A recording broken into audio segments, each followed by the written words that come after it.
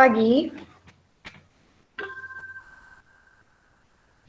Pagi, Bu. Pagi, Bu. Suara saya terdengar berarti ya. Oke. Baik, terima kasih. Ya, ini apakah layar saya juga sudah terlihat? Sudah terlihat, Bu. Oke, terima kasih. Oke, terima kasih rekan-rekan semua sudah datang tepat waktu ya, sebagian. Dan kita buka saja pertemuan sistem mikroprosesor dan mikrokontroler pada hari ini. Assalamualaikum warahmatullahi wabarakatuh. Dan selamat pagi ya tadi. Semoga semua dalam keadaan yang sehat dan bersemangat. Begitu.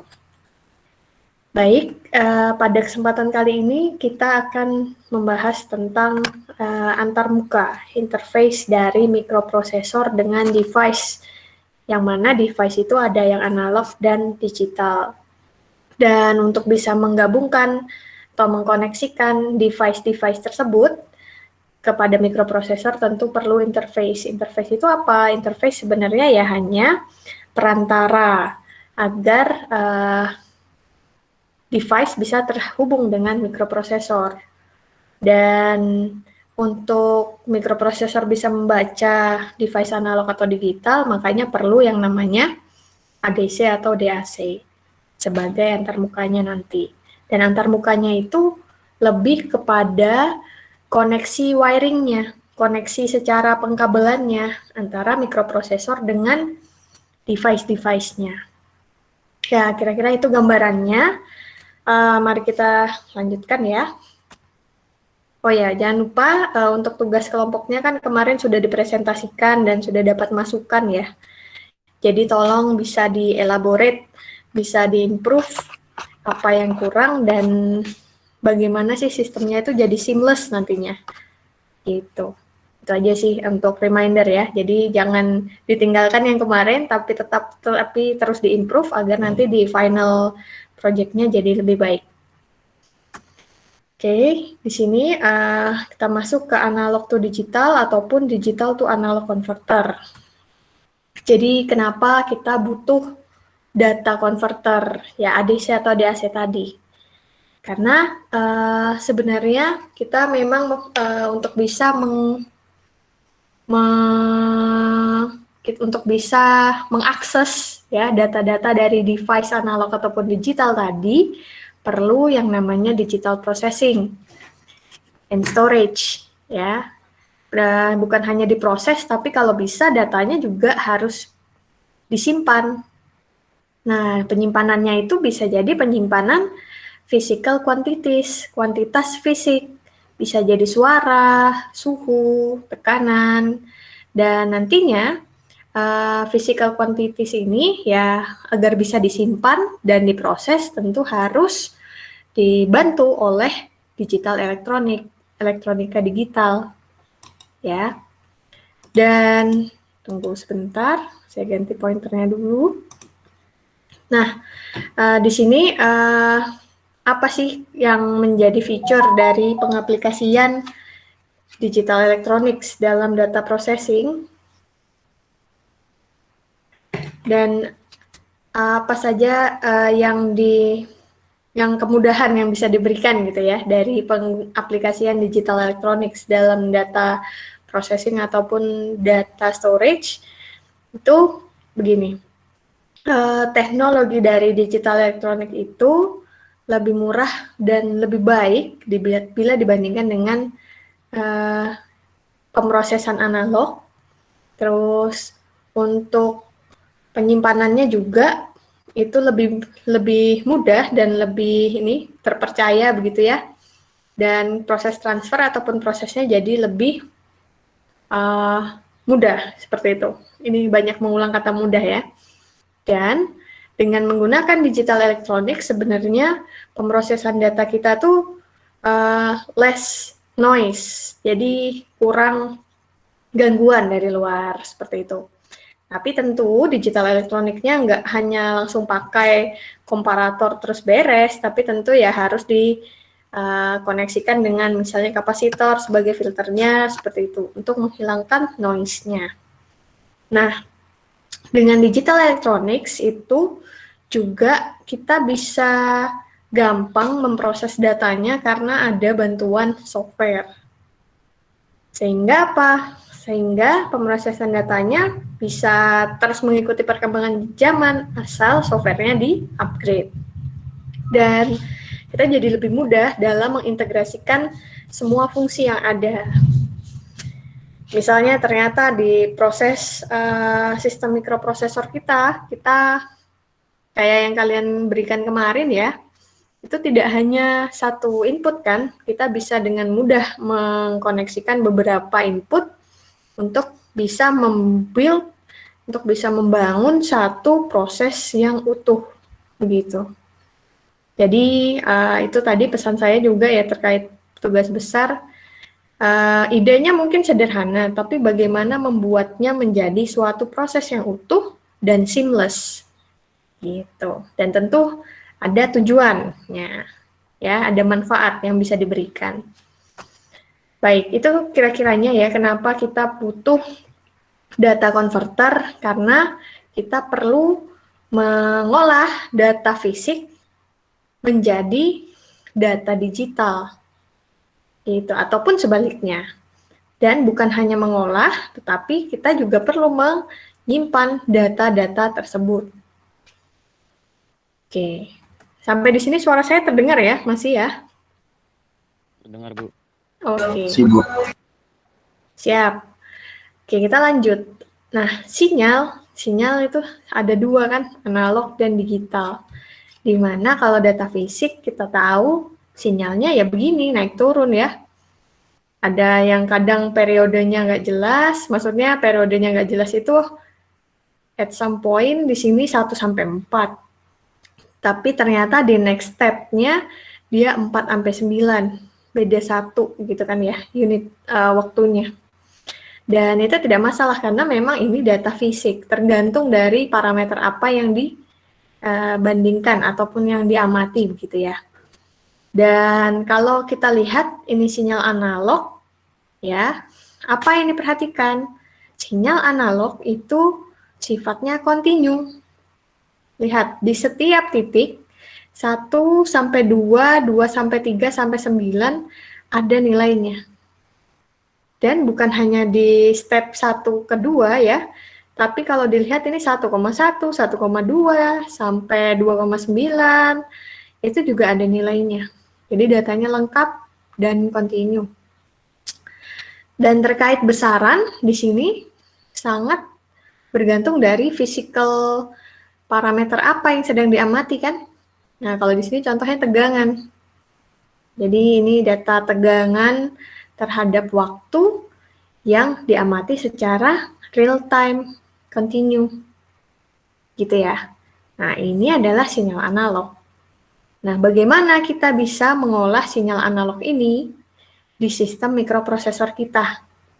Kemarin ada banyak yang pakai push button, ada banyak yang pakai LED, ada juga yang perlu motor servo, ya. Nah, itu harus diperhatikan respon dari tiap-tiap device itu yang seperti apa.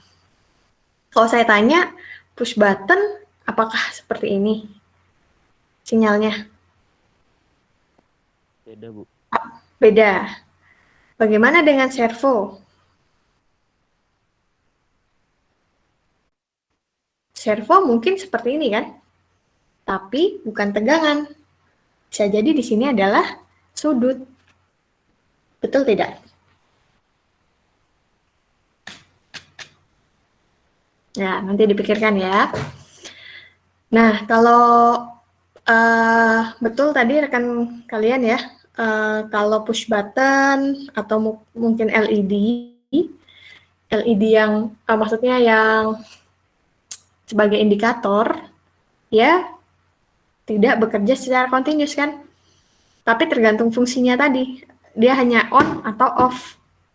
Nah, berarti kalau seperti itu tentu parameter di sininya hanya nilai off dan on begitu ya, dengan Misalnya pun di sini tegangan, itu tegangannya tergantung dari berapa tegangan kerja dari push button ataupun LED indikator tersebut. Nah, nanti dipikirkan. Sekarang kalau kita lihat, seperti yang sudah dibilang tadi bahwa ini adalah analog sinyal, sinyal analog di mana datanya itu kontinu, dan data kontinu bisa dilihat dari apa? Perubahannya itu setiap waktu. Bukan hanya sistem diskritnya ya, di sini 1, 2, 3, 4, 5 gitu. Tapi setiap waktu, di mana 1,1, 1,2, bahkan 1,05 misalnya, itu semua ada nilainya. Dan dia bisa ini infinity value, itu di sininya. Ya, jadi nggak ada batasan, karena benar-benar tergantung dari parameter apa yang diamati. Nah, dari sinyal analog ini, kalau kita perhatikan, kita bila ingin mengolah sinyal analog ke dalam sistem mikroprosesor, kita butuh analog to digital converter. Di mana dari proses sinyal analog yang continuous tadi, kita mencacahnya, ya, mencacahnya menjadi besaran digital. Besaran digital bagaimana cirinya?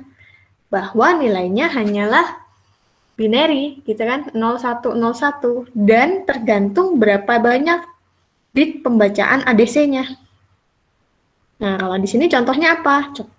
Contohnya ADC-nya 4 bit. Ya. Jadi, sinyal analog ini dicacah dengan ADC 4 bit, dicacahnya per interval tertentu.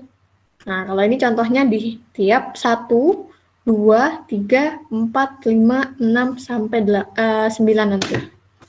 Jadi untuk yang time step pertama, dia karena nilainya ini ya, ada nilai 2 di sana, maka begini nulisnya 0100.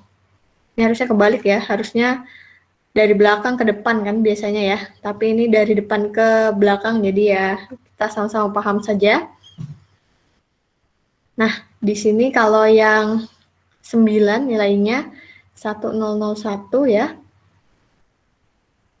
Oh, sorry, yang ini benar aja ya. Ini kan 2 pangkat 0 tuh 0, 2 pangkat 1 tuh 2, 2 pangkat 2 itu 4. Oke, ini benar ya. Terus, nih, ini untuk time step kedua, time step ketiga, 4, ya, 5, dan seterusnya sampai 9. Di mana yang berbeda dari sinyal analog terhadap sinyal digital, kalau sinyal digital nilainya hanya bisa 2, 0 atau 1. Dan nih, pergantiannya itu secara interval tertentu yang jelas terlihat bedanya. Jadi ada interval tertentu dari 1 ke 2 kan, di mana di antara 1 ke 2 ya sudah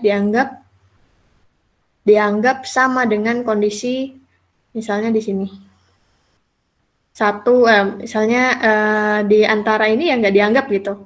Karena yang diambil itu sampelnya saja dari sinyal analog. Ya kan?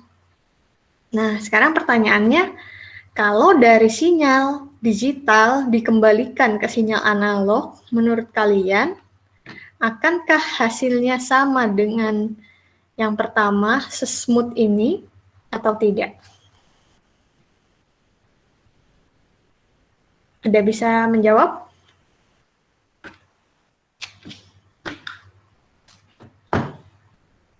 Gimana? Kalau dia, ini sudah nih, kita punya sinyal analog, masuk ke ADC. Oke, kita dapat sinyal digital. Ternyata, ini kan sinyal digital hanya diproses di mikroprosesornya saja nih.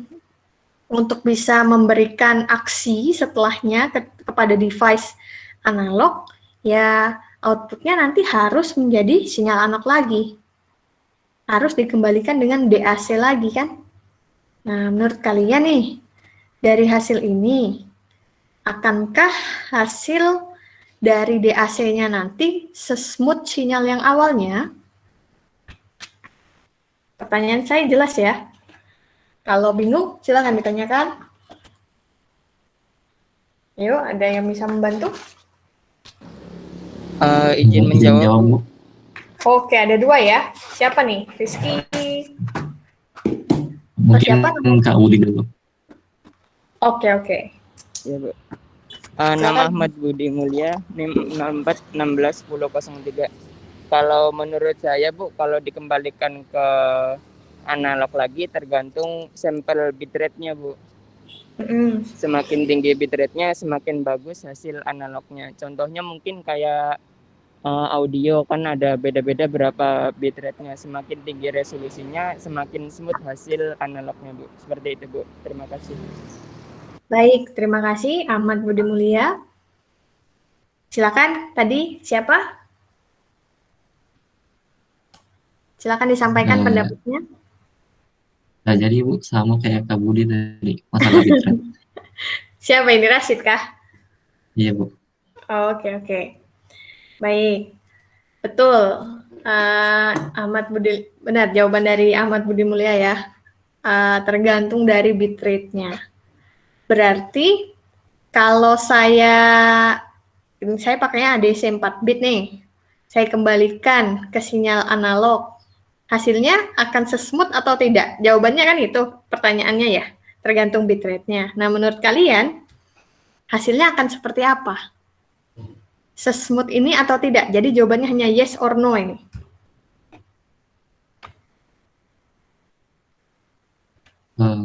Izin jawab. Ya, silakan.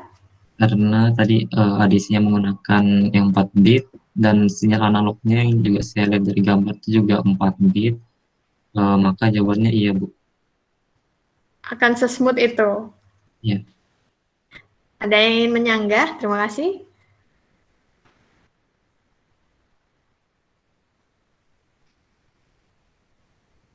Ada yang ingin menyanggah atau setuju dengan jawaban dari Rashid?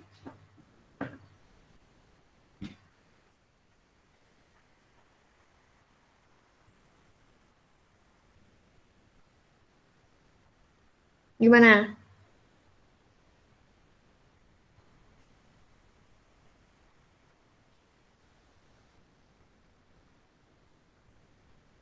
Dari Rashid tadi kan bilang, Rashid kan tadi ya yang bantu jawab terakhir ya? Iya, Bu. Oke, dari Rashid tadi bilang analog ini juga 4 bit. Itu dari mana lihatnya? Dari jumlah datanya, Bu, itu kayak 0100, 100, dan paling tinggi pun nilainya 111, 16. Oke. Baik. Kalau oke ya. Gimana? Ada yang mau menyanggah jawaban Rashid atau tidak?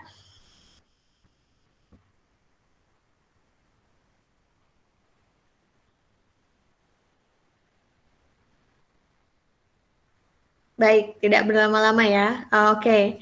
Kalau dari pengamatan yang tadi bahwa maksimumnya nih ternyata di 15 ya. Berarti ya 4 bit saja cukup begitu ya untuk mengolah data analog ini. Itu boleh satu pengamatan yang penting. Dan kemudian ternyata pencacahannya per 1 second gitu ya. Per 1 second. Nah, untuk melihat kesemutannya lagi ketika dikembalikan ke data analog, itu penting kita tahu bitrate-nya kan. Bitrate-nya 1, kalau ini sudah bisa mengakomodasi 4 ini. Namun pencacahannya, interval pencacahannya itu yang menjadi parameter harus kita perhatikan ketika ingin mengembalikannya ke nilai analog yang seperti awalnya. Ya. Kalau di sini kita kembalikan misalnya dengan DAC. Nah, apa yang akan terjadi? Inilah hasilnya nanti. Karena apa? Karena pencacahannya itu dengan interval yang lumayan jauh lah intinya. 1 ke 2, 2 ke 3, 3 ke 4 ya. Dan kalau bisa, mungkin kalau mau kita sesmooth mungkin, kan kita harus cacahnya jadi lebih rapat ya ngambil sampelnya. 1, 1,5, misalnya, terus 2, 2,5. Agar apa? Agar lebih nggak sinyal square begini. Gitu ya. Jadi untuk pertanyaan apakah akan kembali smooth atau tidak? Nah, jawabannya tidak. Ya, karena interval pencacahannya ternyata masih terlalu lebar untuk menangkap waveform dari sinyal analog sebelumnya. Gitu ya, bisa dipahami ya. Tapi kalau untuk kapasitasnya itu sudah cocok. Karena tadi betul sesuai pengamatan bahwa data analognya bergerak dari 0 hingga 15 volt. Begitu kira-kiranya ya. Nah, semoga jelas ya. Kalau ada yang nggak jelas silahkan ditanyakan. Dari sini ya, kita tahu tadi bahwa ternyata sudah memberikan ADC yang bisa berada pada range sinyal analognya saja, range tegangan pengamatan sinyal analog saja, masih bisa memberikan waveform setelah diolah tadi ya, yang tidak sesmooth nilai aslinya. Nah, berarti ada apa di sana? Kalau kita bandingkan sinyal analog aslinya dengan sinyal hasil pemrosesan, ada yang namanya error. Ya enggak? Dan errornya itu error apa? Error yang terjadi akibat proses kuantisasi. Kuantisasi itu apa? Kuantisasi itu yang tadi, pencacahan. Pencacahan dari yang continuous sinyal menjadi discrete sinyal. Discrete sinyal apa? Discrete sinyal yang pengamatan dengan interval tertentu yang sama terus begitu ya, interval pencacahan. Nah, berarti dari pemrosesan ADC ataupun DAC yang perlu diperhatikan bukan hanya bitrate, tapi kita harus pahami nilai kuantisasi, nilai quantization errornya, error kuantisasi.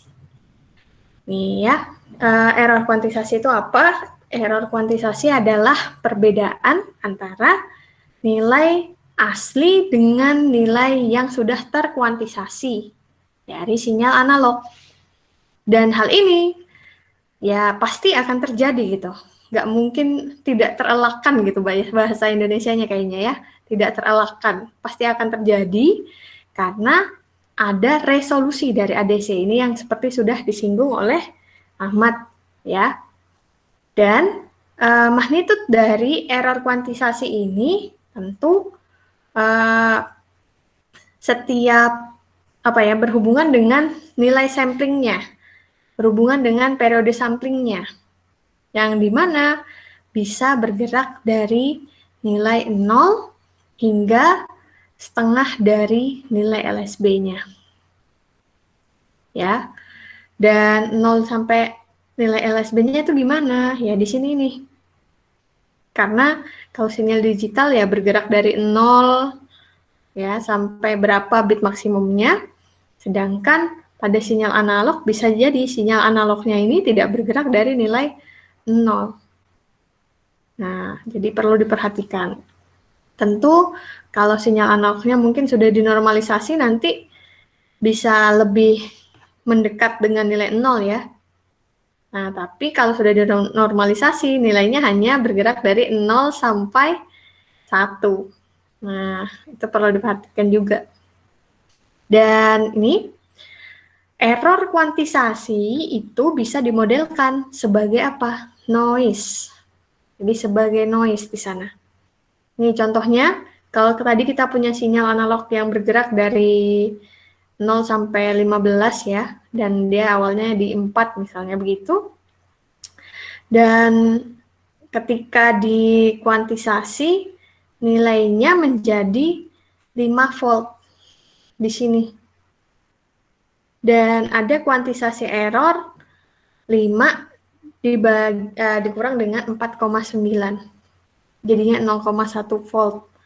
Ada perbedaan gitu. Ada perbedaan nilai terhadap maksudnya antara nilai yang terkuantisasi dengan nilai nyatanya, nilai aslinya, itu akibat ini pergerakan magnitud yang awalnya kalau di digital tuh 0 sampai 15 ataupun bit tertingginya, di nilai aslinya dia bergeraknya dari 4 hingga nilai tertentu.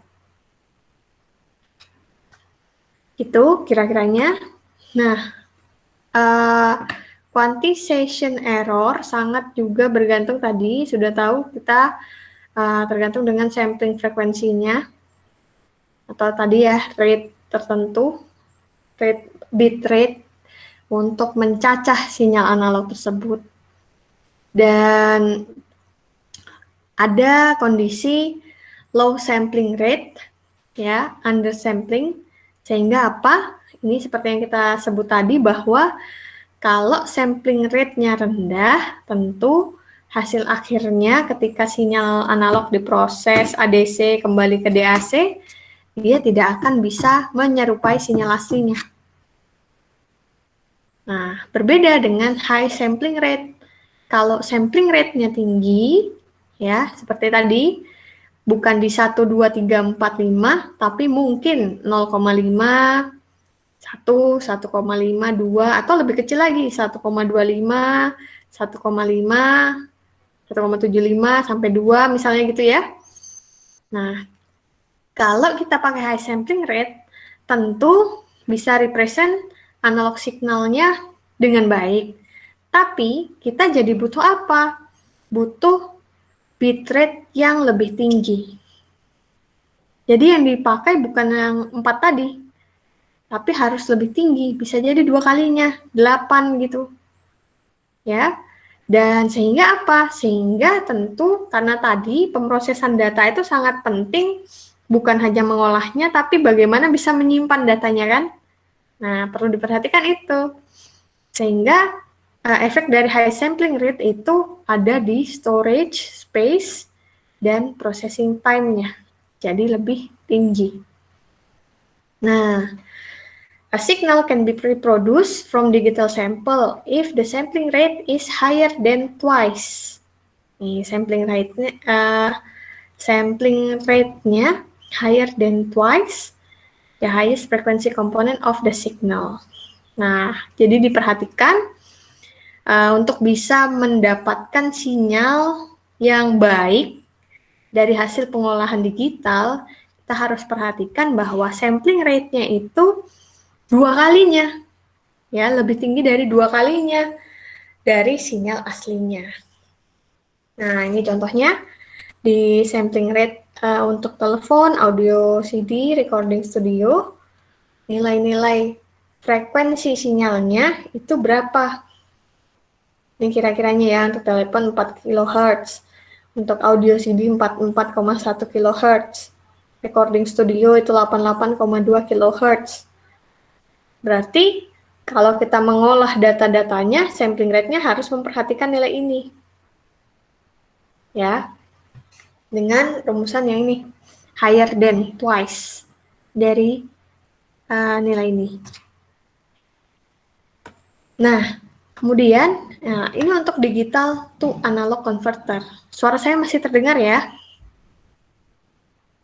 Masih, Bu. Oke, baik. Terima kasih. Untuk digital to analog converter, nih, the analog signal at the output, ya, keluaran dari digital to analog converter itu biasanya proporsional secara linear dari nilai binary yang ada sebagai input dari converter. Jadi akan proporsional terhadap input converter yang nilainya binary. Dan if the binary code at the input is 0001 and the output voltage is 5 millivolt, then if the binary code at the input becomes 1001, the output voltage will become. Nah, coba ini pertanyaan. Ya. Jadi kalau kita tahu tadi bahwa digital to analog converter itu memiliki outputnya akan linear dengan input yang diberikan. Nah, input yang ada pada digital to analog converter itu nilainya biner kan? Nah, kalau di sini 0001 itu nilainya 5 volt, 5 milivolt. Kalau 1001 nilainya berapa milivolt?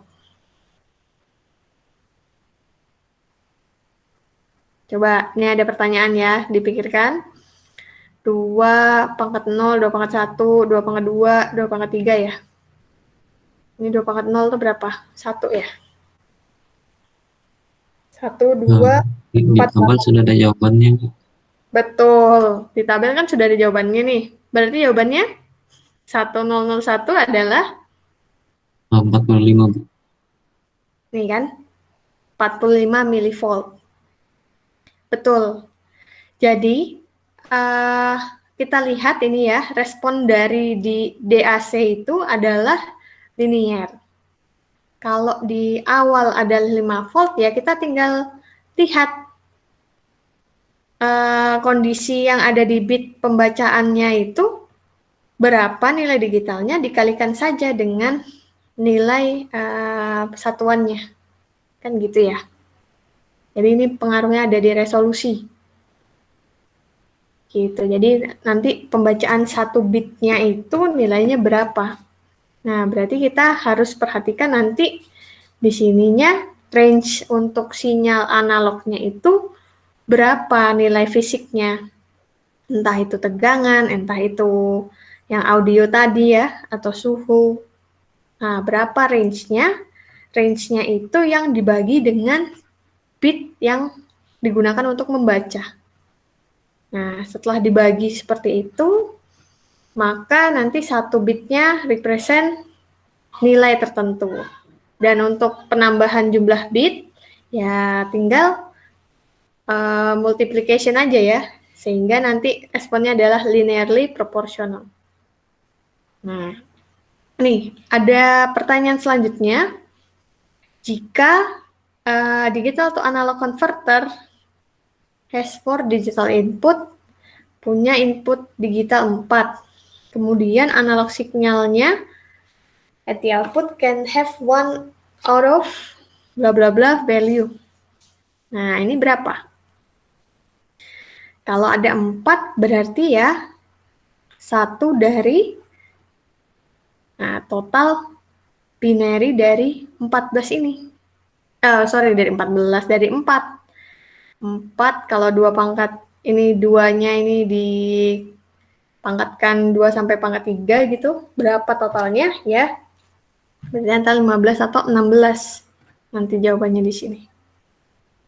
Dan yang terakhir ini, jika digital to analog converter has n digital input, then the output analog signal at the output can have 1 out of bla bla bla value.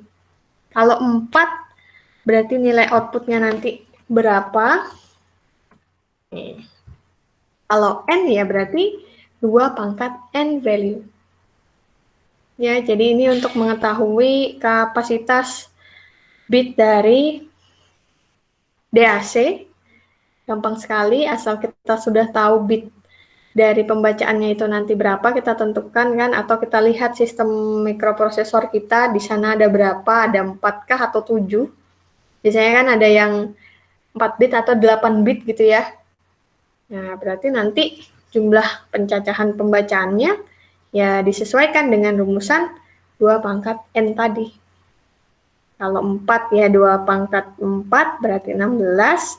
Kalau 8 N-nya ya 2 pangkat 8. Berarti berapa? Gitu.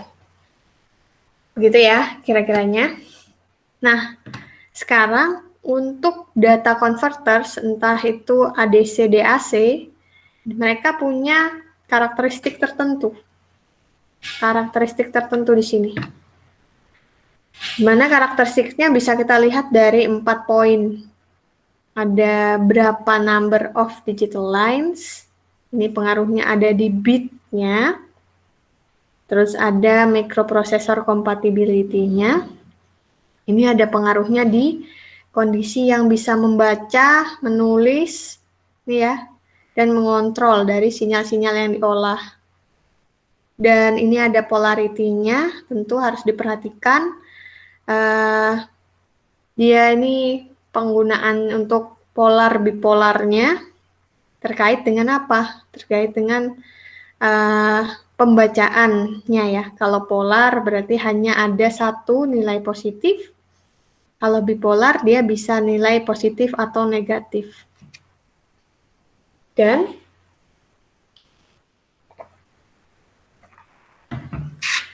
di sini untuk yang terakhir bisa jadi lihat output dari pembacaan full scale-nya seperti apa. Nah, yang pembacaan untuk full scale-nya di sini penting kita mengetahui range pembacaan untuk sinyal analognya. Karena tadi kan nilai-nilainya itu bebas ya, infinity. Menuju nilai yang tak terbatas gitu ya, tak terhingga. Nah, tentu itu akan mempengaruhi mikroprosesor kita bisa nggak membaca nilai segitu. Jangan sampai kita menggunakan nilai mikroprosesor yang kurang gitu kan, daripada nilai data analognya. Dan hal tersebut misalnya ternyata kita punya data analog yang tinggi sekali nih. Ya ada sih caranya agar bisa tetap dibaca oleh mikroprosesor yang bisanya misalnya 0 sampai 5 volt gitu. Atau kalau yang untuk arus pakai miliampere kan biasanya ya 20 miliampere aja gitu paling maksimum. Caranya gimana? Caranya data fisik yang tinggi banget itu kita turunkan pakai CT, current transformer. Kita turunkan, kita sesuaikan dengan kapasitasnya si mikroprosesor. Gitu. Jadi nggak bisa sebenarnya diolah dengan sistem mikroprosesor. Kalau ketinggian ya diturunkan pakai CT, kan ada transformer sekarang kan. Dan bisa juga kita integrasikan optocoupler di sana biar nggak langsung mengganggu atau memberikan noise ke sistem mikroprosesor kita. Jadi macam-macam caranya. Yang paling aman biasanya kalau data analognya itu AC, maksudnya bukan AC ya, sistem tegangan ataupun arus alternating current yang arus bolak-balik itu, baiknya sebelum dikoneksikan ke mikroprosesor, lewatkan trafo atau optocoupler begitu. Gitu kira-kiranya. Ini untuk mengamankan saja sebenarnya. Nah, kita lanjut di sini. Untuk full scale input, penting ini tadi ya, kita harus tahu dulu range sinyal analog itu. Maksimumnya berapa. Dan nanti disesuaikan dengan kapasitas mikro kita. Dan tentu dari pembacaan nilai maksimum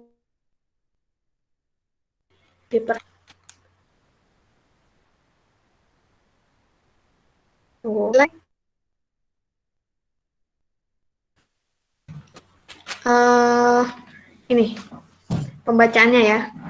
Apakah yang polar atau bipolar tadi ada keterkaitan di sana? Karena dari hasil nilai maksimumnya analog sinyal, kita harus bisa nanti menentukan binary code-nya. Ya, jadi ada kapasitas bitrate-nya tadi, tergantung dari sini juga. Arahnya kemana? Pembacaan full scale. Dan kemudian ini bisa juga kita untuk bisa mengakomodasi pembacaan full scale, kita gunakan variable resistor yang variable, variak gitu juga bisa ya. Kalau yang device aslinya gitu kan pakai variak. Untuk apa? Untuk bisa ngeset nilai tegangan referensinya atau nilai arus referensinya. Jadi ini beberapa trik sebenarnya ya untuk bisa mendapatkan full scale output. Gimana sih caranya? Caranya ya pertama itu tadi, baca dulu analog signalnya, perlu berapa range-nya, range maksimumnya, lalu bisa menentukan code binary-nya, dan penting dikaitkan dengan polar converter atau bipolar converter. Lalu bisa juga ditambahkan variabel resistor untuk mengeset reference voltage atau current reference-nya.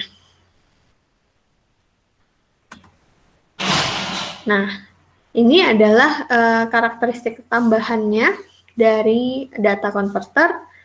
Sudah disinggung tadi sama Ahmad, ada resolusi.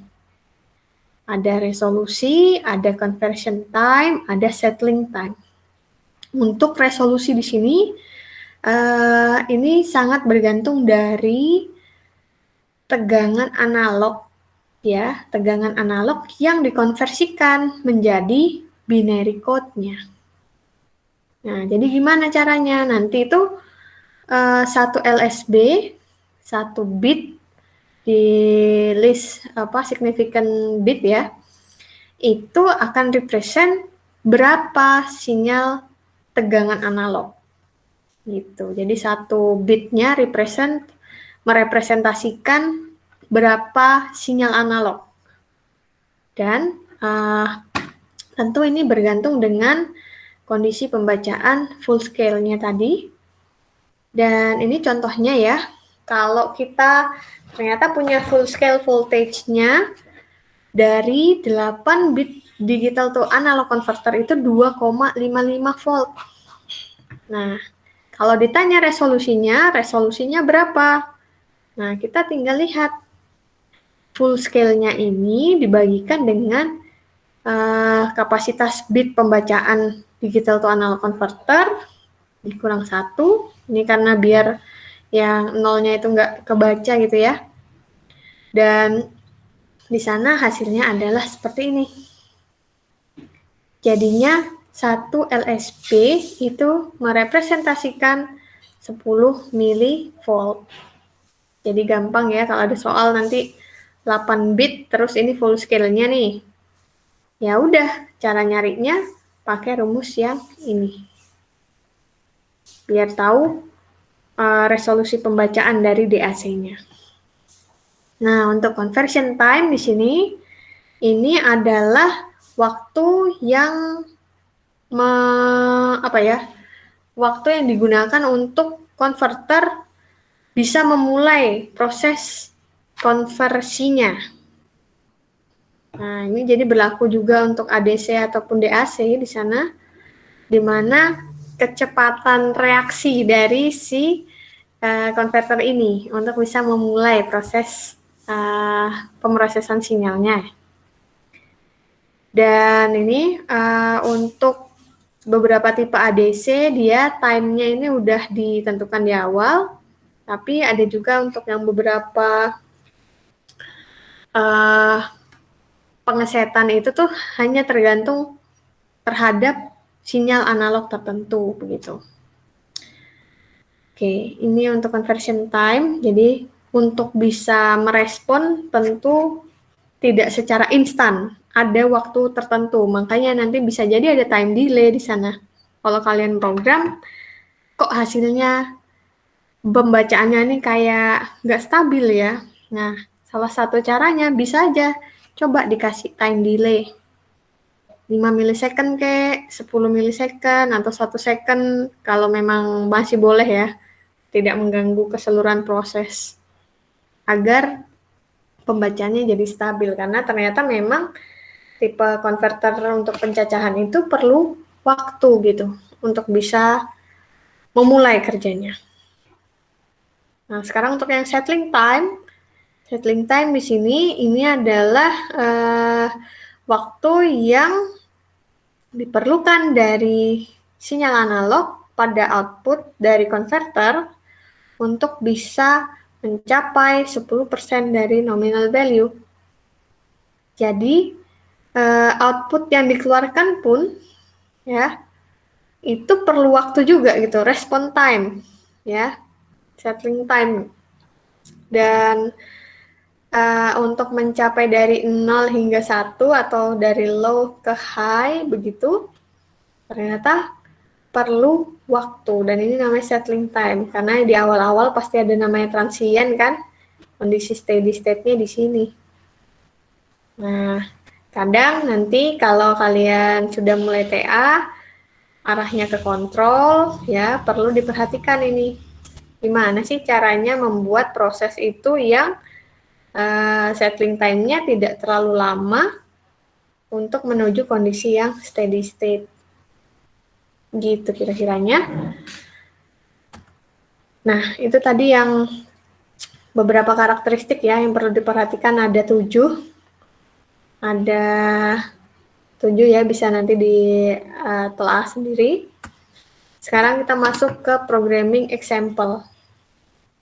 Nah, misal kita ternyata perlu menulis program yang menghasilkan positive RAM at the output of 8-bit digital to analog converter with 2 volt amplitude and 1 kilohertz frequency. Oh ya, suara saya terdengarkah? Terdengar, Bu. Oke, baik. Ini ada yang baru masuk ya. Baik, kita lanjut ya. Di sini, kalau kita lihat, kita butuh mengenerate ya, positive RAM. Nah, yang kita gunakan itu ternyata 8-bit digital to analog converter. Nah, amplitude-nya 2 volt, 1 kHz frekuensi. 2 volt amplitude ini, apakah ini full scale voltage-nya? Jawabannya adalah tidak, ya. Karena apa? Karena ada kondisi di sini. Asumsinya bahwa full scale voltage at digital to analog converter adalah 2 mV. Paham? Jadi ada soal misalnya 8-bit digital to analog converter with a 2 volt amplitude and 1 kHz frequency. Nah, kita harus perhatikan bahwa ketika kita berbicara tentang full scale voltage, itu arahnya ke kapasitas pembacaan konverternya. Ya, jadi ini ada asumsi yang bisa diambil, atau langsung aja yang 2 pangkat 8 tadi lah dianggapkan, atau tergantung dengan reference, voltage reference-nya. P-in atau VREF ataupun arus reference kan bisa di sana ya. Jadi itu harus yang diperhatikan. Jadi bukan 2 volt ini yang menjadi full scale voltage-nya. Nah, kemudian the digital to analog converter occupies the output address 0x6A0. Nah, karena kita mainnya sistem mikroprosesor, kita bukan hanya bisa menghitung resolusi, tapi tetap harus kita kaitkan dengan alamat-alamat yang ada di memori. Ya, alamat-alamat yang ada di memori yang dialokasikan untuk menyimpan output dari sistemnya. Nah, dari sini tentu kita harus perhatikan ya di sini bahwa dari RAM tersebut ini ada 200 step 5 microsecond each. Jadi untuk 200 step ini dia per 5 second, 5 milisecond pencacahannya untuk bisa mencapai full scale-nya. Dan 1 milisecond period or 1 kHz frekuensi. Nah, 1 kHz frekuensi kalau dikonversikan menjadi periode 1 per kHz. Makanya dapatnya 1 milisecond. Ya kan? Terus dari sini dari 0 sampai amplitude-nya dari RAM signalnya itu diperhatikan adalah bahwa 200 step ini tadi ya, 200 step ini ternyata merepresentasikan per step itu merepresentasikan kenaikan 10 mV. Nah, 10 milivolt dari mana? 10 milivolt dari hitungan yang ini sebenarnya. Nih. Ingat bahwa ini nih, kalau di sini 2 volt ini kan yang ingin dibaca sebenarnya kan gitu ya. Ini hanya soal jebakan sebenarnya. Ini yang ingin dibaca dari sinyal rem itu. Jadi yang 2 volt ini bukan representasi dari digital to analog converternya, dari kemampuan pembacaan digital analog to converternya, tapi 2 volt ini adalah voltage yang ingin dibaca oleh converter. Nah, tentu untuk bisa membaca ini kita harus sediakan dulu kan tools-nya. Tools-nya ya digital to analog converternya. Berarti dari 8 bit digital to analog converter ini, gimana caranya kita menyediakan ini range pembacaannya dulu.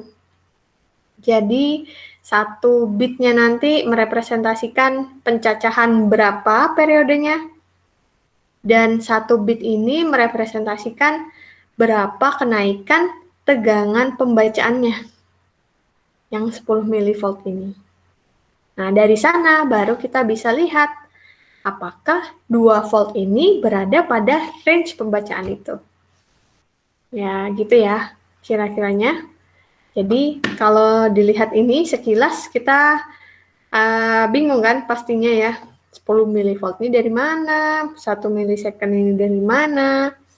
Padahal ini ya bisa diturunkan dari yang diketahui tentang frekuensi dan full scale voltage yang ada di tiap-tiap konverter.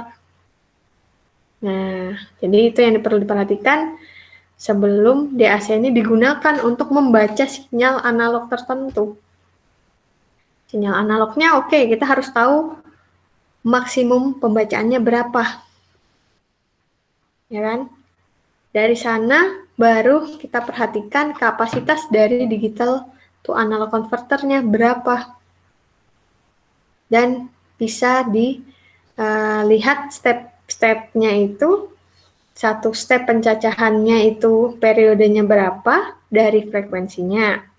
Dan untuk per 1 step kenaikannya hingga full scale-nya tadi, berapa milivolt representasi dari tiap bitnya. Nah, untuk programmingnya, ya seperti ini saja. Setelah kita tentukan oret-oretannya di sini, bahwa 200 step yang akan digunakan, begitu. Nah, dari sini, programmingnya sebenarnya tinggal pakai for aja, dari 0 hingga 200, dan tentu outputnya akan dipasang di output address apa, sudah ada ya, sudah dialokasikan di sana untuk setiap penambahan pembacaan, gitu ya, penambahan step pembacaan. Dan ingat, kadang memang perlu delay 5 milisecond, karena ini kalau delay 5 milisecond ini apa? Agar ada waktu konversinya tadi, dan ini penambahan stepnya itu kan memang didesain 5 milisecond. 5 mikrosecond, sorry. Ya, 5 mikrosecond. Dan ya udah, ini jadi loop forever dan akan stop di kondisi tertentu. Begitu gambaran umumnya ya. Nah, ini kembali untuk mereview saja digital to analog converter ataupun analog to digital converter. Ada berbagai macam.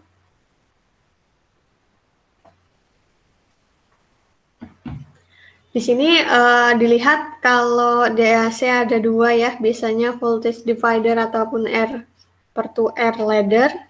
Kalau ADC ada macam-macam juga, ada yang SAR, single slope integration, dan flash. Ini sudah disinggung sebenarnya ya di digital electronics, di LDIC. Dan kita review aja sebentar. Kalau DAC yang voltage divider, nih, sebenarnya gini, untuk bisa menentukan kita pakai DAC tipe apa, kita pakai ADC tipe apa. Nah, kita harus perhatikan respon sistemnya. apakah dia cukup cepat. Terus yang kedua adalah yang perlu diperhatikan adalah size-nya, ya, size-nya di sini terkait penggunaan transistor ataupun switch yang digunakan. Tentu kalau semakin banyak transistor atau switch yang digunakan, bisa jadi size-nya besar, gitu kan. Jadi dia kalau diintegrasikan di box kontrolnya ya lumayan menyita tempat gitu. Dan kemudian ada akurasi yang terkait dari resolusi pembacaan sebenarnya. Kira-kira representasi dari pembacaannya itu cukup nggak dengan yang kita perlukan gitu. Dan ini monotonicity. Monotonicity ini maksudnya adalah ketika ya ini ADC ataupun DAC sebenarnya, ketika output code always increase with an increase in ADC input and always decrease with a decrease in ADC input. This is called monotonic. So what does it mean? Maksudnya apa?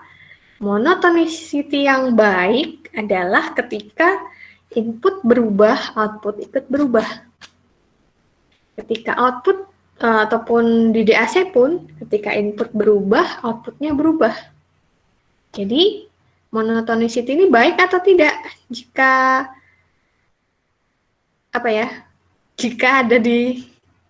maksudnya kalau kita perlu perhatikan gitu ya, bagaimana cara memperhatikan monotonicity? Nah, kita lihat responnya. Ketika input berubah, output berubah nggak? Jangan sampai input berubah, output tidak berubah. Kayak saturasi gitu. Ya nggak? Karena ini kan tugasnya memang membaca perubahan sinyal input agar dapat direpresentasikan oleh sinyal output. Sehingga monotonicity ini sangat penting untuk diperhatikan. Nah, memilih untuk memakai yang voltage divider ataupun yang R per to R ladder itu kita perhatikan monotonicity-nya. Gitu ya. Itu kira-kiranya. Nah, kalau yang ini voltage divider, nggak ada yang baru di sini. Kita tinggal punya beberapa resistor ya, diserikan dan diberi tegangan tertentu terhadap ground. Nanti dari sana, ini kan jadi loop tertutup sendiri ya. Berarti nanti V total itu harus sama dengan V referensi. VR1 ditambah VR2 ditambah VR3 ditambah VR4 akan sama dengan V referensi.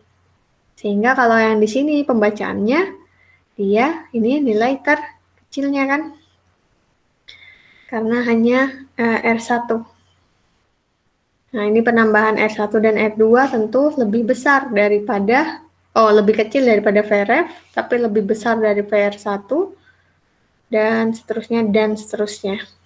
Nah, kondisi pembacanya terendah, sedang, sampai yang tertinggi, itu yang nanti menjadi representasi dari binary outputnya si DAC.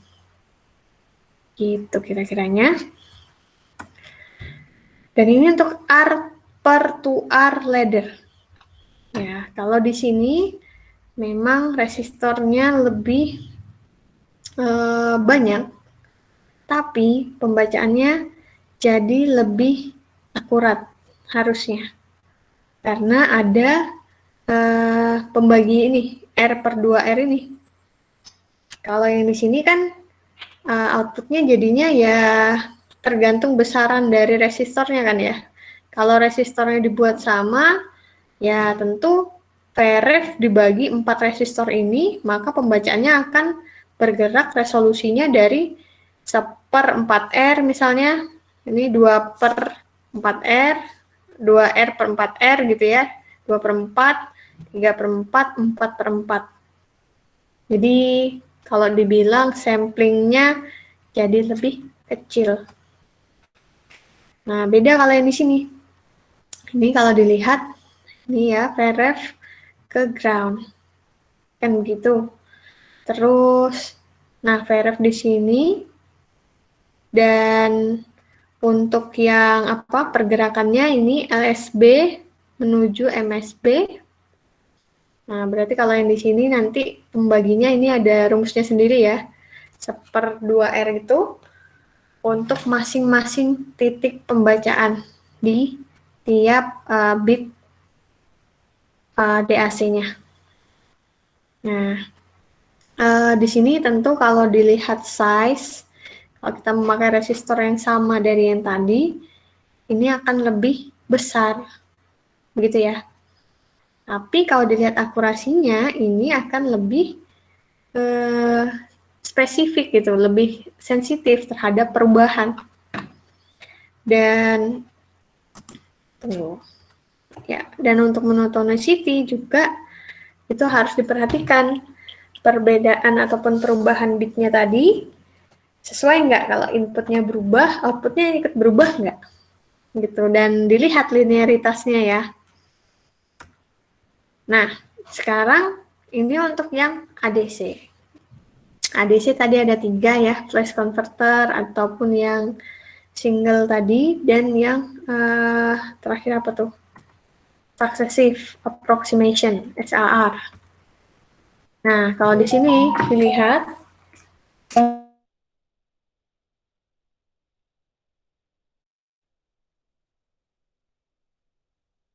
ya.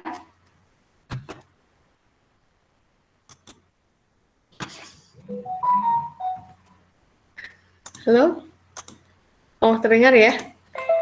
Baik. Tolong kalau tidak terdengar, saya dihubungi ya. Baik, Bu. Oke, siap. Sorry. Ini semoga tidak ngantuk ya dengan penjabaran review ulang dari ADC ataupun DAC. Nah, ini untuk ADC di sini. Kalau ADC ini menyerupai, kalau lihat flash converter sebenarnya mirip sama yang voltage divider di AC ya, DAC. Tapi yang berbeda adalah adanya komparator di sana.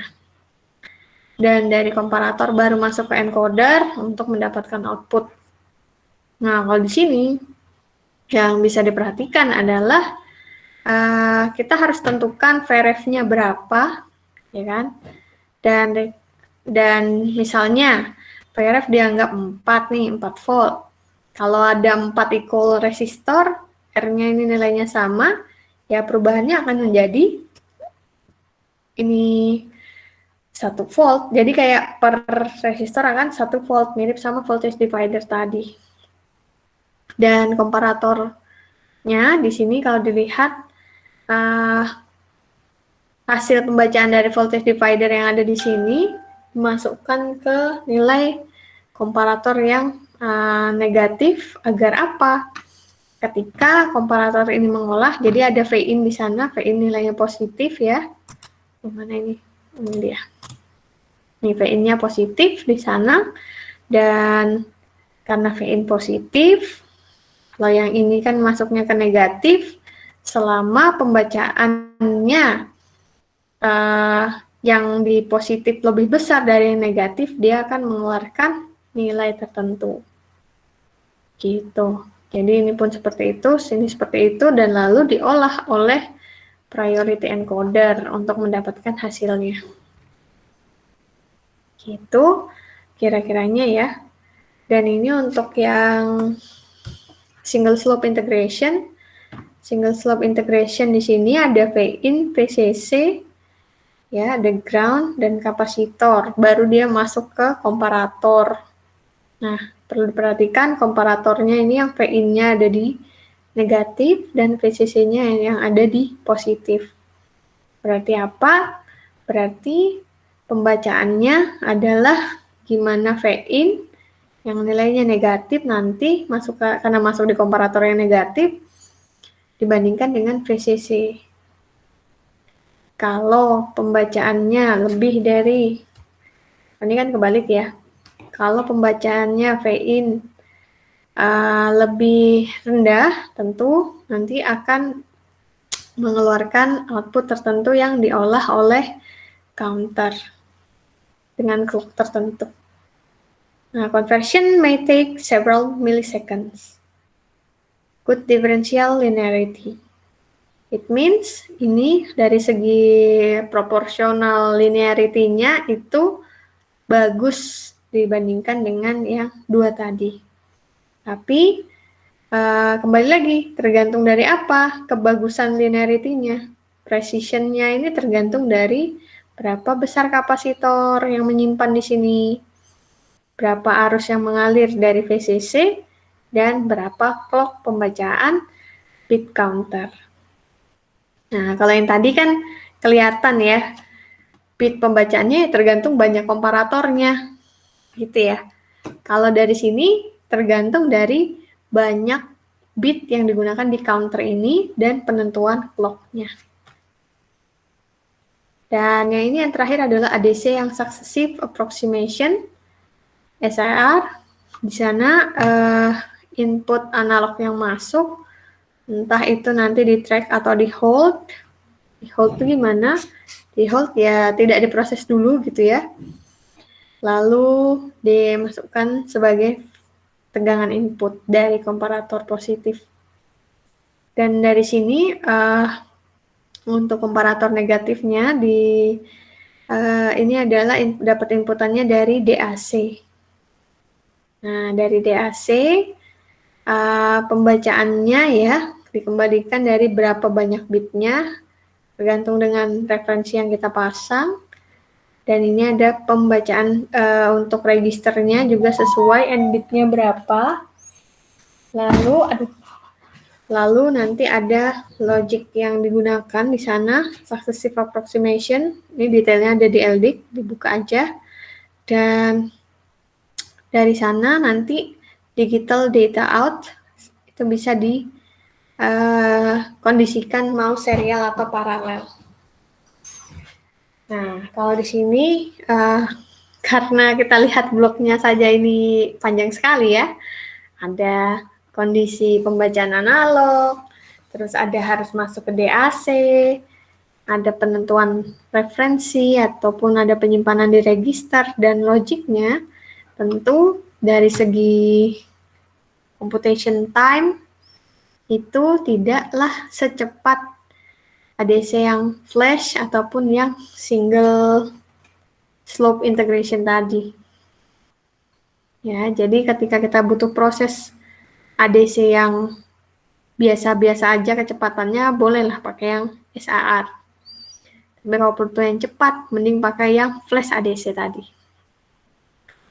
Nah, untuk pembacaannya ini ya seperti ini ya, karena bergantung dari resolusinya bergantung dari n bit DAC dan referensinya. Dengan referensi di sini. Jadi kita lihat perubahannya ya dari nilai 0, 1/4, setengah, 3/4 VRF. Berarti ada berapa ini? Ada 1, 2, 3, 4. Ya, 4 bit ADC bisa jadi. Dan dari 4 bit itu nanti dibandingkan dengan V-in yang masuk. Nah, nanti dari sana baru diolah ketika ini tadi dilihat positif dan negatifnya. Ketika nilai V-in misalnya lebih besar dari VDAC di sana yang setengah VRF. Nah, kalau ini kan lebih kecil, berarti bisa jadi outputnya ada kan tidak keluar misalnya begitu. Terus kalau yang ini seperti apa? Ini seperti apa? Jadi ini harusnya dibandingkan, maksudnya diberikan tambahan ya, tambahan output dari komparatornya seperti apa. Nah, bisa kalian coba-coba ya.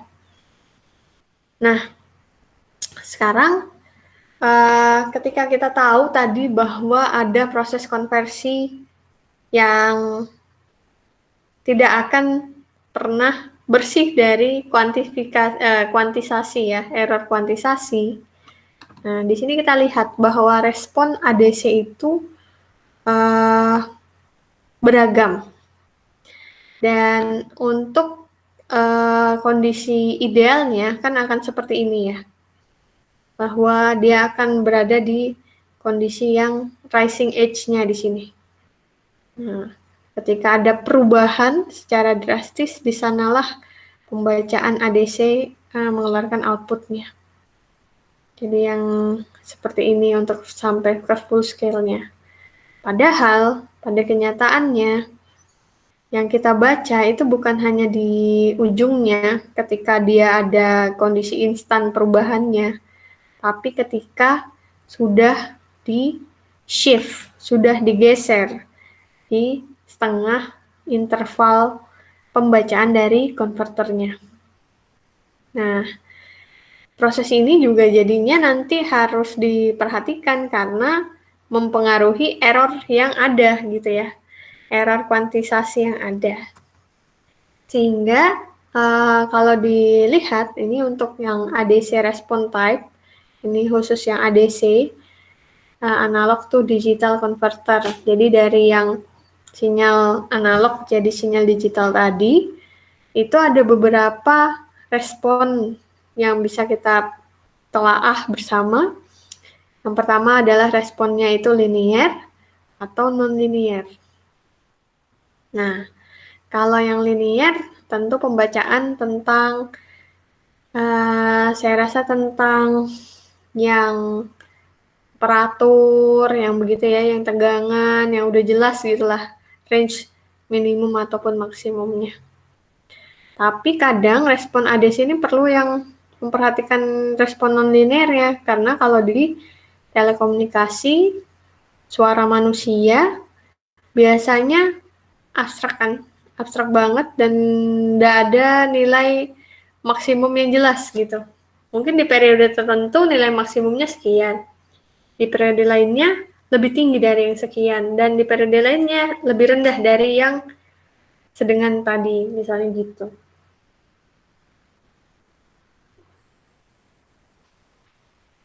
Nah, kalau kayak ini bisa dilihat bahwa apa ya namanya linearity dari hasil respon ADC tadi itu nggak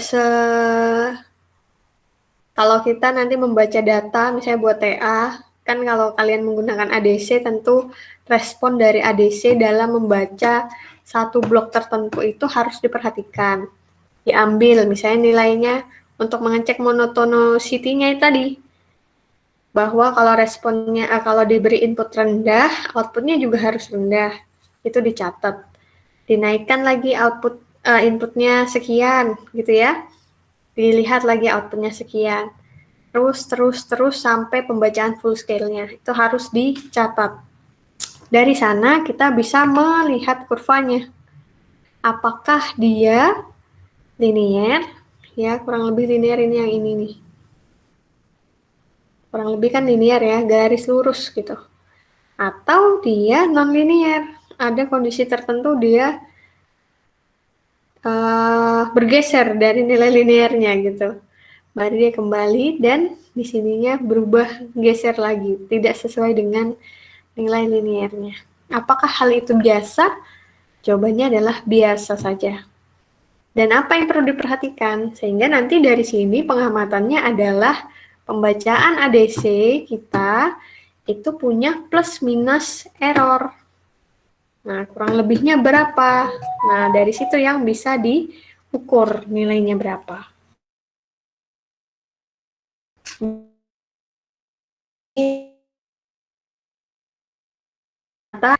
Physical parameter yang diamatin itu nggak semuanya punya kondisi yang linear. Oke, itu kira-kiranya. Dan ini untuk yang sebelah kiri ini yang integral non-linearity, dan yang satunya adalah differential non-linearity. Kalau integral non-linearity, dia arahnya ke pucuk rising edge-nya di sini, yang kondisi instannya tadi, ya. Di sini integral, jadi di ujung-ujungnya lalu diamati pergeseran ujung yang pembacaan non-linear dengan yang seharusnya seperti apa. Nah, jadi kalau kalian sebelumnya itu hanya menghitung kan resolusi secara linearnya saja secara asumsi kondisi normal. Nah, kalau sekarang harus diperhatikan datanya ini. Adakah pergeseran dari rising edge yang terbaca dengan yang seharusnya? Nah, integral nonlinearity error itu ada di mana? Ada di selisih antara pembacaan dengan yang seharusnya. Di rising edge-nya, gitu ya. Nah, kalau differential nonlinearity di sini diperhatikan adalah dari kondisi mirip serupa ya sebenarnya ya di sini. Tapi bukan di rising edge-nya yang dilihat, tapi dari lebarnya. Nah, lebar antara nilai aktual, nilai yang pembacaan dengan yang aslinya. Jadi kurang lebihnya sama, tapi titik beratnya ada pada, kalau ini lebar shift-nya, ya sama aja sih sama ini ya. Tapi kalau di sini dilihat trennya ini loh.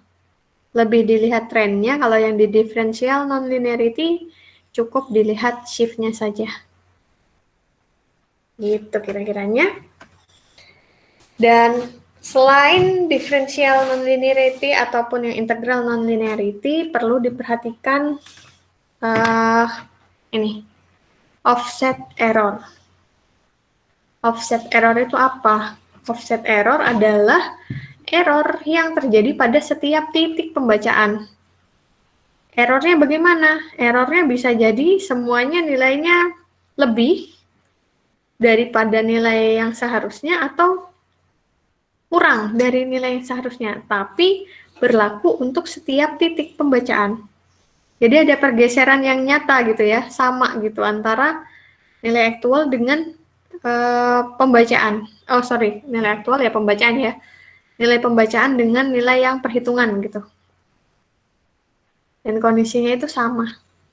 Nah, jadi pengamatannya tadi itu diperhatikan hasil pembacaannya, ini ya. Lihat trennya seperti apa, adakah pergerakan. Jadi kan kalau TA harusnya ADC yang dibangun itu dicek seperti ini. Di titik pembacaan ada pergeseran atau tidak, ya. Ini untuk melihat linearity-nya. Yang kedua, dilihat offset error-nya. Apakah di setiap titik pembacaan itu ada pergeseran yang distinct, yang terlihat nyata gitu di setiap titik pembacaan.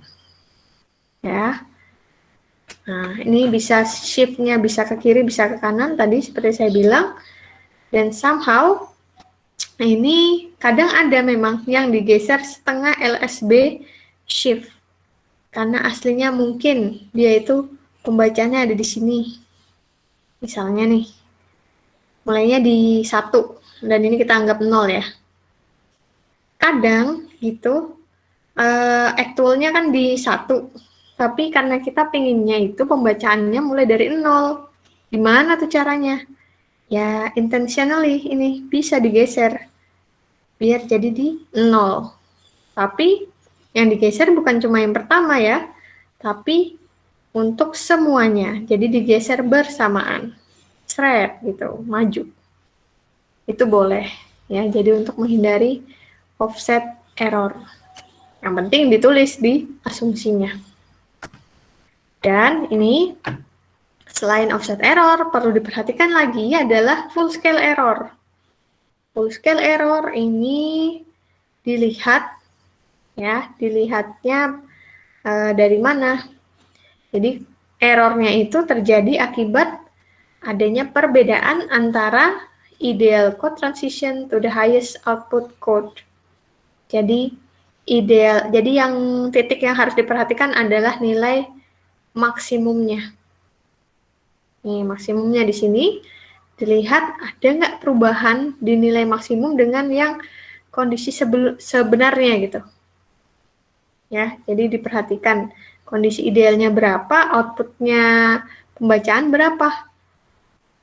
Terutama di titik maksimumnya. Karena kalau ada perubahan Dari sana baru kita lihat ke nilai awalnya yang LSB. Apakah perubahan full scale error-nya hanya terjadi di full scale, kondisi titik full scale, atau berlaku untuk setiapnya ini, gitu. Jadi harus diperhatikan bahwa ternyata full scale error juga harus diperhatikan ya.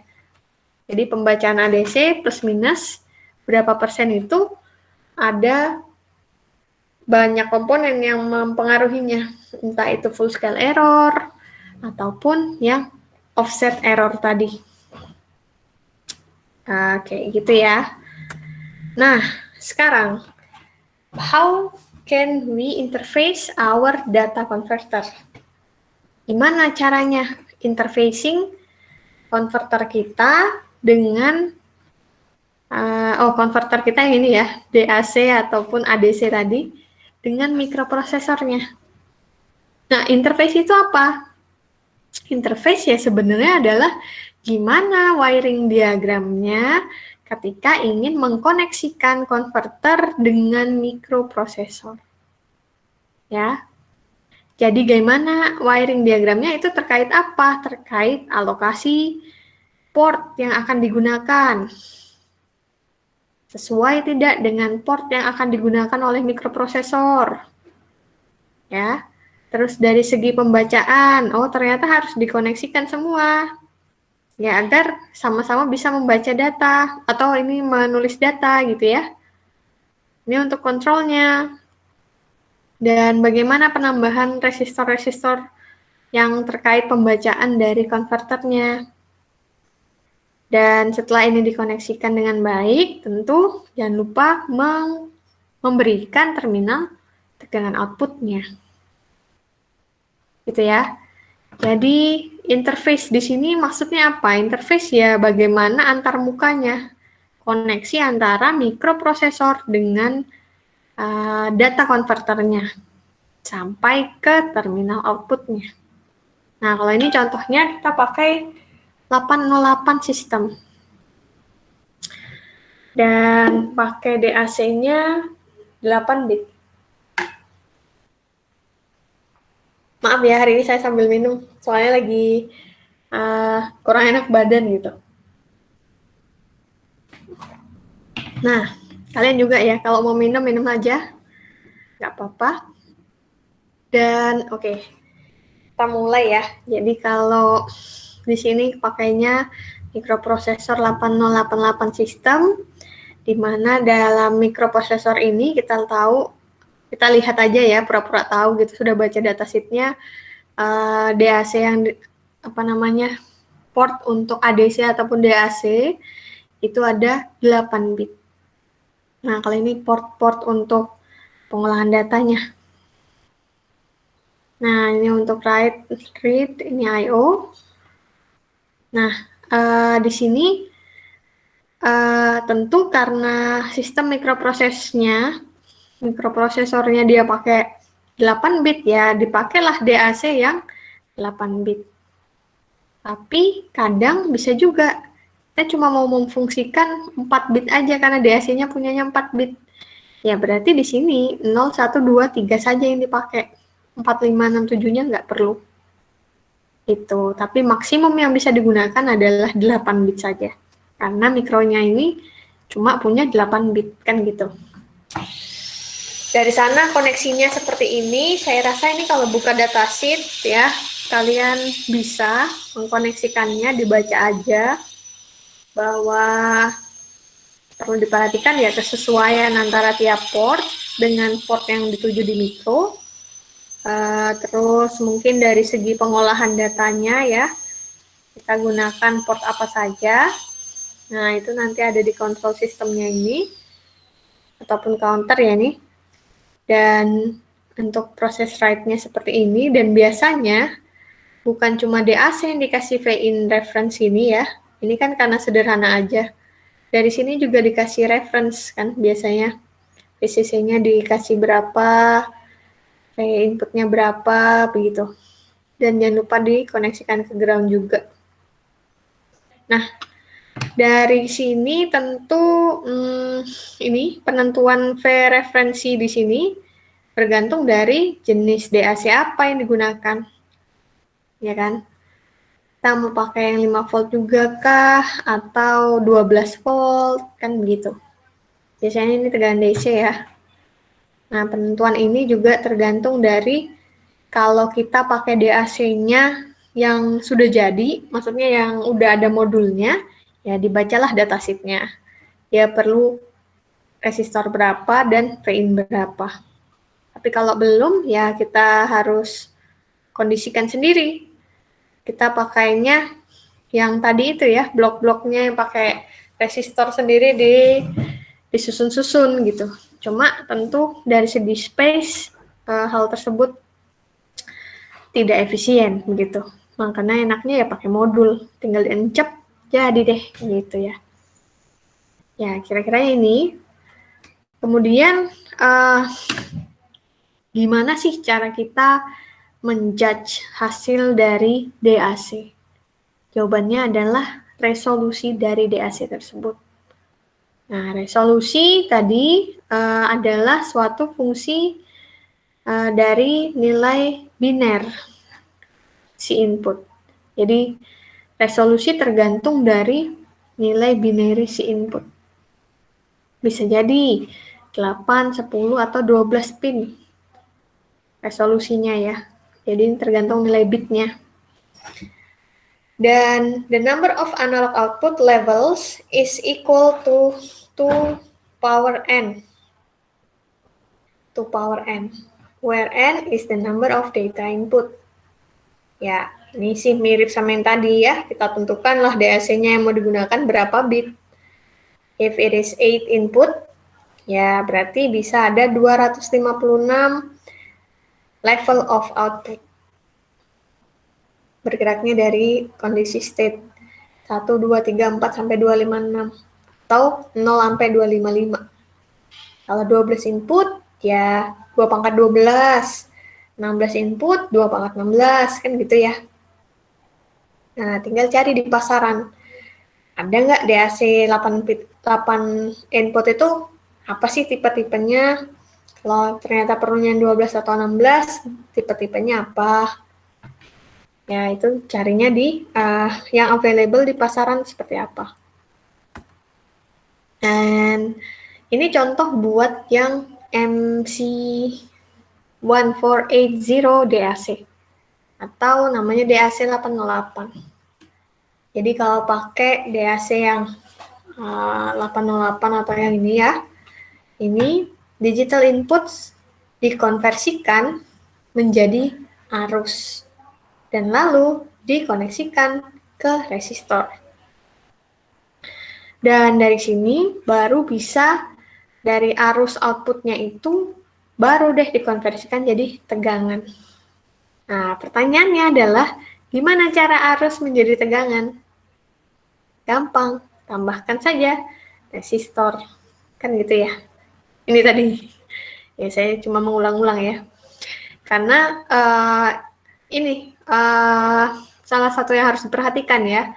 Kalau kita pakai DAC, diperhatikan harus sesuai datasheet-nya karena nggak semua DAC langsung mengeluarkan output tegangan.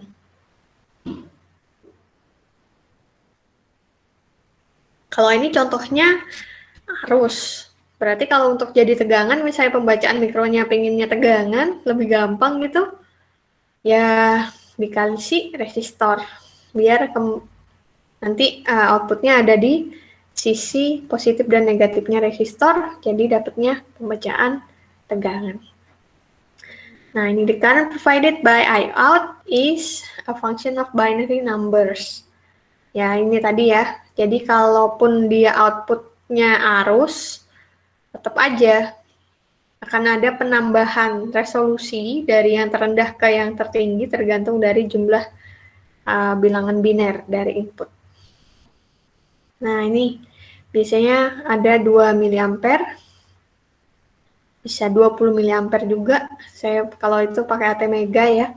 Saya generasi ATmega jadi kurang paham sebenarnya yang Arduino gitu. tapi semua akan mudah kalau kita baca datasheet-nya. Ya, jadi apapun itu namanya anak elektro, ketika bermain dengan device yang baru, cari datasheet-nya, dibaca, baru perhatikan tegangan output yang diperlukan apa, referensinya apa, di layout-nya pun seperti apa. Apakah keluarannya arus atau tegangan. Dan disesuaikan dengan sistem kita. Mikroprosesor kita membacanya tegangan atau arus berapa. Ya kan? Kalau ternyata device kita lebih dari itu, ya gimanain caranya? Diturunkan pakai CT kah? Atau optocoupler kah? Atau pakai voltage divider? Itu semua bisa diatur. Makanya kita belajar macam-macam kan. Ada rangkaian elektronika, rangkaian listrik, dan rangkaian digital. Semua itu nggak berjalan sendiri-sendiri, tapi gimana kita kombinasikan. Itu ya. Ini sorry, keluar dari topik ya, out of topic. Nah, sekarang misal ini ada I-out dari DAC itu akan sekian. Nah, kita perhatikan tentu I-out-nya besarannya representasi dari arus referensi. Jadi arus referensi ini yang jadi kayak full scale voltage tadi ya, nilai maksimumnya dari pembacaan DAC. Tapi step by step-nya atau resolusinya bergantung dari binary input yang berapa bit tadi.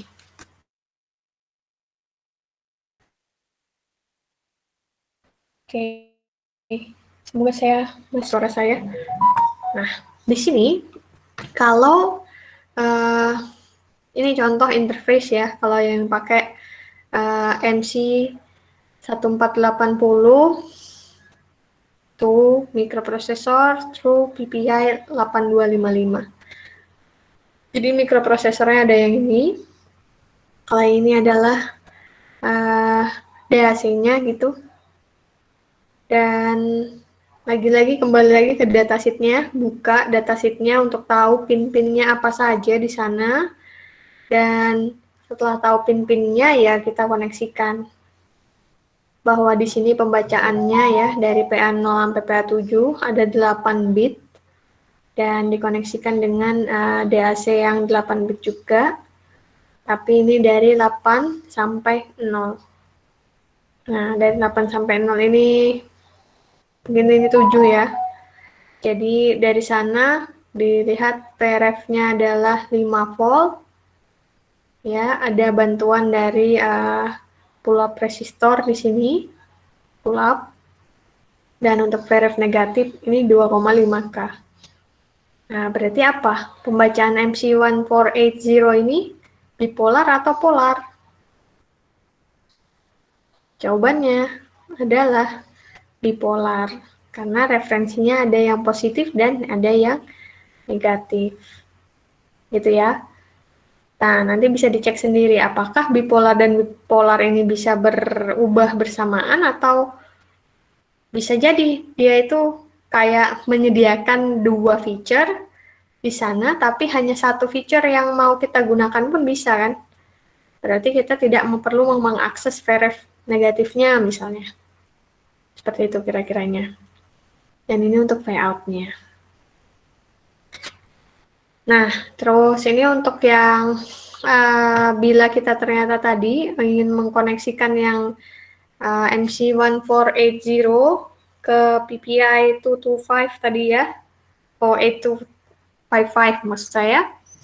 Nah, kalau ini pakai bahasa assembly, jadi ada instruction set dengan nama parameter tertentu disimpan di alamat tertentu, begitu kan?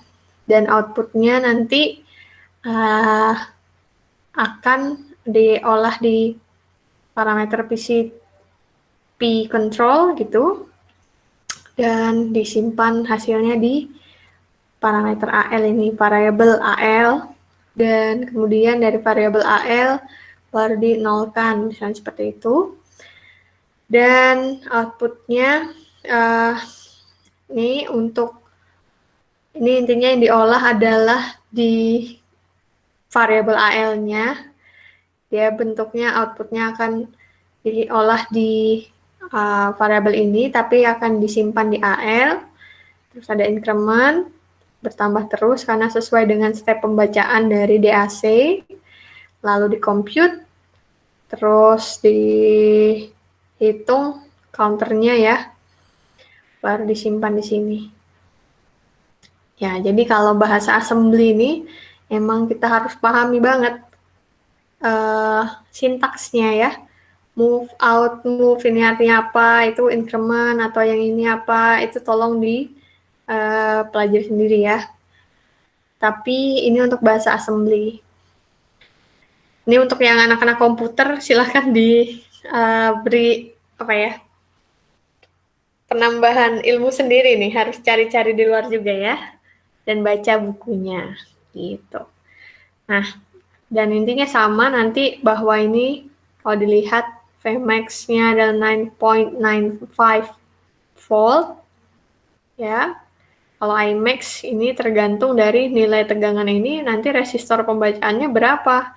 Nilainya ini dibagikan dengan resistor pembacaan, nanti dapatnya Imax.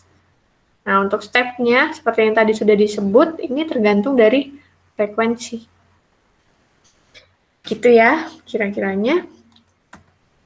Nah, kalau ini untuk yang interface lainnya, ini kalau yang dipakai AD558 ke mikroprosesor 8088, di mana AD558 ini adalah DAC 8 bit tegangan outputnya. Ya, karena sistem antar muka yang perlu diperhatikan tadi wiring diagram.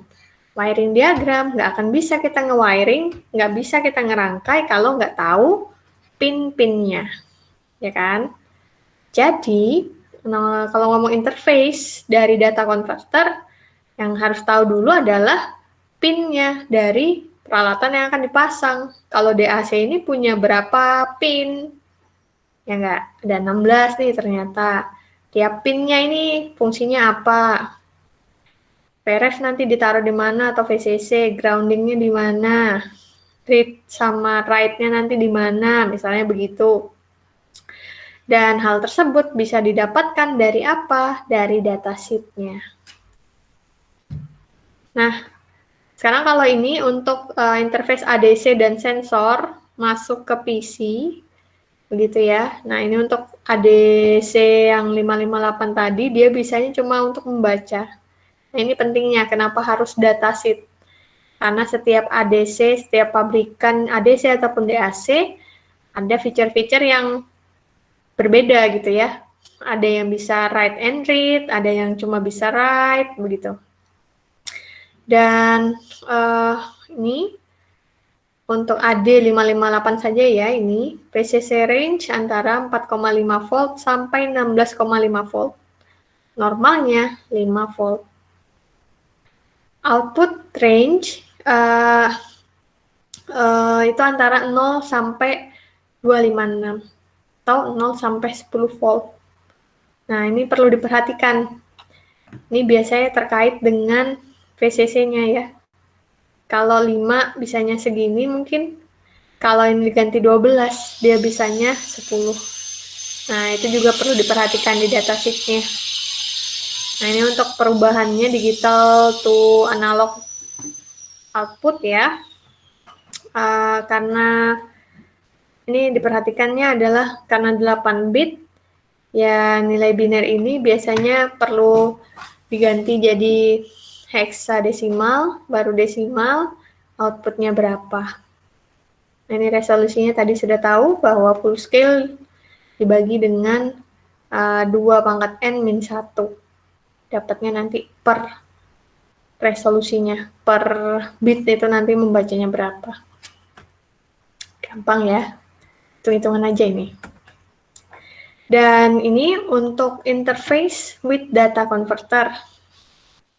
Nah, ini interface juga untuk data converter. Tadi pakainya 558, mikronya 808. Nah, ini kalau dilihat dari keseluruhan proses ya. Kita mengintegrasikan ada yang data bus, address bus, ya. Nah, control busnya ada di dalam. dan ada tegangan output. Nah, kalau di sini address bus, ini address select ya. Jadi yang maksudnya pin yang 0 sampai 7 tadi, itu ada representasinya di sini. Jadi nggak dilihatkan secara wiringnya. Ini hanya general illustration ya, yang mengintegrasikan address bus, data bus, hingga ke mikroprosesor maupun data converters. Nah, terus tentu untuk data bus, address bus di sini diperhatikan tadi yang kalau 8 bit, di sini dia ternyata 8 bit ya. Kalau address bus nanti pengaruhnya adalah mengakses setiap port yang ada dan memori nanti yang digunakan untuk storage dari data yang sudah diproses.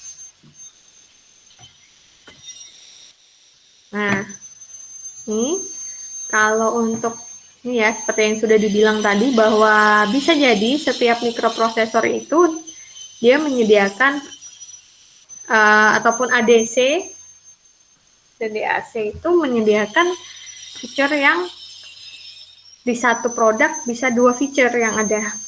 Nah, ini disesuaikan lagi tapi nanti tergantung dari range pembacaan yang mau diinginkan, disesuaikan dengan sensor apa yang mau digunakan. Ya kan? DCC-nya aja yang biasanya diatur. Dan ya ini adalah peta pin aja ya dari DAC ataupun ADC-nya tadi. Oke, itu aja mungkin yang saya bisa sampaikan hari ini. Silakan kalau ada pertanyaan, kurang lebihnya mohon maaf ya. Oh ya, sebelum ada pertanyaan saya bilang dulu mungkin untuk untuk UAS UTS, kalian bisa pelajari lagi dari highlight ataupun dari itu rangkuman dari materi minggu 1 sampai hari ini, dan juga ada kaitannya dengan tugas besar kalian. Outputnya nanti selain keseluruhan seamless proses dari ini ya, outputnya nanti kalau ini sudah kelar, ini kan yang kemarin ya, ini nanti kita bicarakan setelah UTS ya. Setelah UTS, silahkan nanti progresnya sudah sampai seperti apa, kita sampaikan satu persatu lagi kayak kemarin.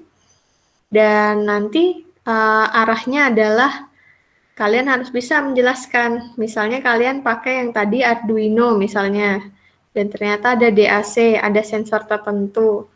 Nah, kalian tolong nanti bisa lampirkan datasheet dari Arduino yang digunakan, dan datasheet dari sensor-sensor yang digunakan, dan ketika kalian membaca datasheet tuh, apa sih yang kalian perhatikan di sana. Sehingga proses nanti yang secara keseluruhan seperti ini misalnya, kalian jadi tahu nanti di sininya harus pakai berapa volt. Jadi outputnya nanti goal dari tugas itu bukan hanya sistemnya berjalan, tapi bagaimana kalian bisa menceritakan dari datasheet yang ada ini Bu, dan sensor yang digunakan, kami menggunakan VCC atau VRF sebesar berapa volt, dan ada tegangan resistornya yang digunakan adalah sekian. Kenapa? Nah, itu kalian harus bisa ceritakan gitu ya. Dan nanti tegangan outputnya seperti apa, itu juga bisa diceritakan di sana. Ya, itu saja mungkin ya pesan untuk UTS besok. Dan kalau tidak salah UTS-nya ada pada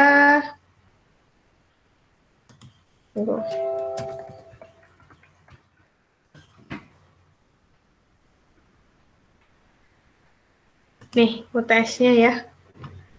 UTS-nya ada pada hari Senin sesi 3. Saya nggak tahu, rekan-rekan semua sudah dapat jadwal UTS kah? Sudah, Bu. Oke, sudah ya. Jadi nanti sama-sama tahu ya, bukan di hari Rabu, tapi di hari Senin sesi 3. Silakan disiapkan dengan baik ya. Baik, itu saja mungkin yang bisa saya sampaikan. Ada pertanyaan? Permisi Bu, Ya, silakan. tadi UTS-nya tentang apa ya Bu? Soalnya pas di bagian pertama agak putus-putus suaranya. Oh, ya.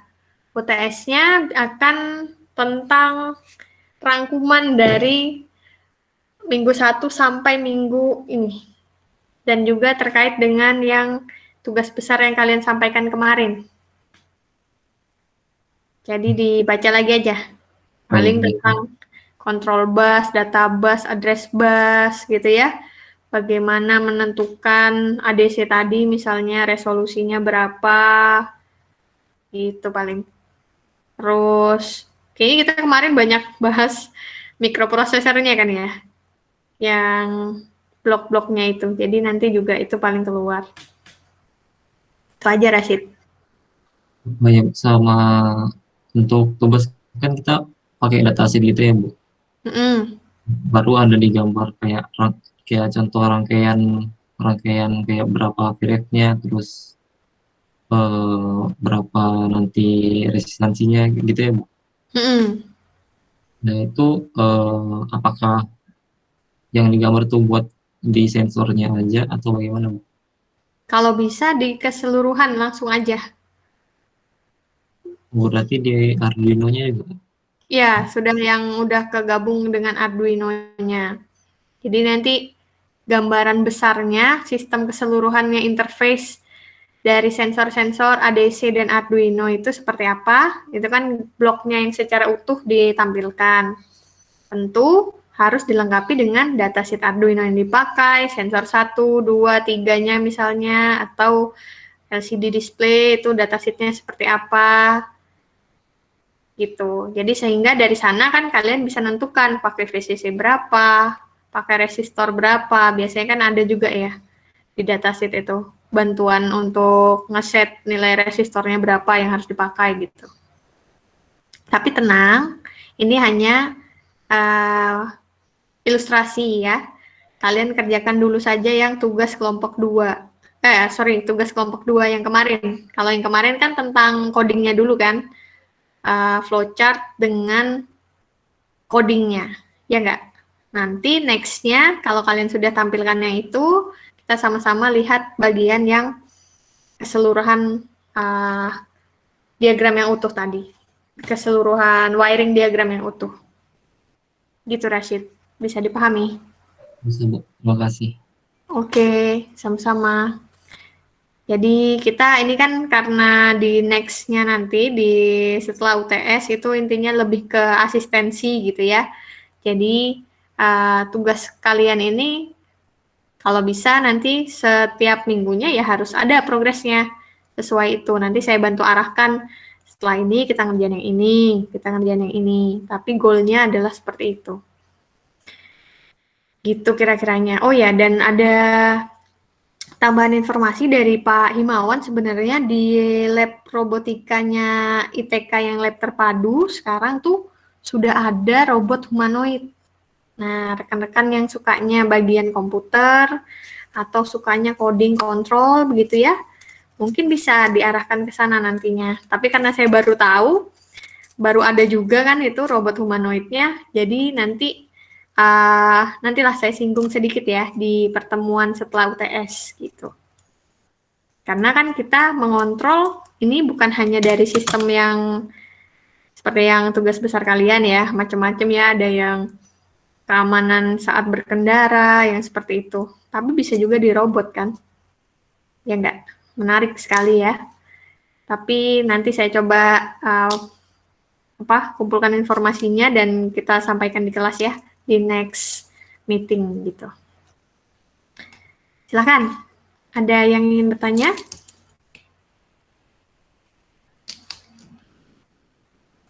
Baik, kalau belum ada, saya akhiri ya pertemuan pada hari ini. Rekan-rekan semua jangan lupa absen dan jangan lupa